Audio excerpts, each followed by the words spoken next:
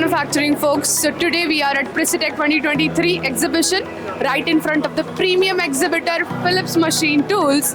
And I am having with us Mr. Vaibhav Sanghvi from OM Exports.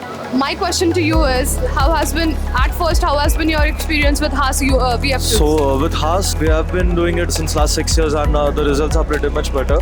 And this is the only reason we are planning for new machineries from Haas itself. And preferring other companies, it is better to go with what you have learned in. Surely, like you said, you're planning to buy UMC 500, which is a new model demonstrated by Phillips at Precitech 2023. So, talking about the challenges which you have faced that has made you buy UMC. So basically the challenge is getting precision from the machines itself, and mainly it is at the finish of the product. And after looking at this particular product and understanding the technical specifications, it is very much specifically for our problems and anything you can say. So this particular machine is giving us the best results for that one. So we we wish you the best for your upcoming manufacturing plans. Thank you. Thank you so much for it.